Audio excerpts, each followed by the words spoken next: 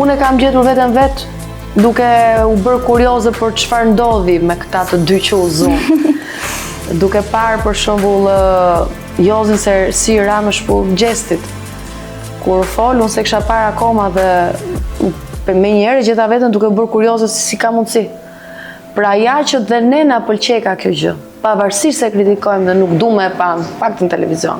Se mendon që janë pikërisht këto formate të tilla që po kanë vëmendje më shumë, qoftë në rrjetet sociale, që po komentuar nga njerëzit më shumë? Sepse jeta është shumë intensive, është shumë e shpejtë dhe njerëzit nuk duan të shohin gjëra të lodhshme. Edhe sa të shikojnë 2 orë politik me gjëra të pavlera që njerëzit i kanë zhgënjyer, më mirë shikojnë një histori reale, normale të 2 njerëzve që ndoshta ata shikojnë veten atje brenda, kështu që është për shkak të jetës, për shkak të vrullit saj.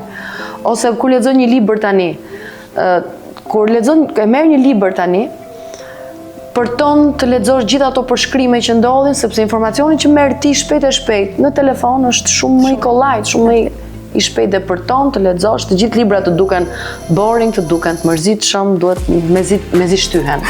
Pra është jeta e tillë, nuk i shmangemi dot kësaj gjëje. Sado që ne të mundohemi të rrim, të jetojmë siç kanë jetuar parët tanë, nuk bëhet. Ka diçka më të shpejtë dhe më të fortë se ne. Nuk bëhet. Ne lindëm në këtë kohë dhe do jetojmë me kohën.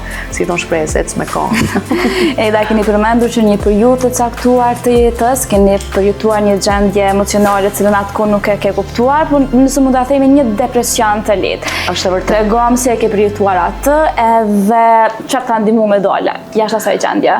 Unë nuk e kam ditë që ka qenë depresion, edhe pse i lehtë, por simptomat më vonë dhe mbasi kam dalë nga gjendja, kam kuptuar që më tregonin që ishte një depresion i lehtë. E kam kaluar nga që nuk e dija që ishte depresion, se po ta dija, ndoshta edhe më kisha më të vështirë. E kam kaluar duke punuar, vetëm puna më ka shpëtuar.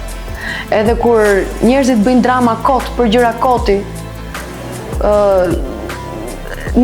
ju them, lëreni këtë histori dhe merruni me diçka që ju pëlqen të bëni. Me diçka më të bukur sa më fokusuar në gjëra negative. Absolutisht po. Edhe unë ndonjëherë bëj bie në këtë gabim.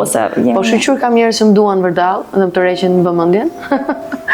Është vërtet kjo që energjia pozitive, ndoshta edhe njerëz që ekip për radhë ndihmojnë shumë në mënyrën se e sheh veten, edhe jetën. Shiko, jam në një pikë pjekurie të moshës të karrierës time gjithashtu, që mundohem të largoj të gjitha energjitë e mia negative. Nuk i kushtoj vëmendje njerëzve të cilët më thithin energji duke treguar vetëm problemet e veta pa qenë të interesuar që edhe ti mund të kesh probleme, ose pa të kushtuar vëmendjen e duhur edhe ty. Dhe kjo më ka bërë shumë mirë, larg njerëzve toksik. Eneida, jeni një nga pak figurat publike, mund të them plotësisht, që flet me humor për jetën pas ndarjes. Tregom si ka qenë ky rrugtimi nga një grua e martuar, një nën veçore dhe pastaj në një lidhje. Është komentuar shumë, le të jemi të sinqert. Kështu si e ke pritur, si ka qenë si rrugtim? Nuk ka qenë i lehtë për mua, dhe pse kam dashur që ta mbaj larg rrjeteve sociale dhe mediave. Ka qenë e vështirë, nuk ka ndarje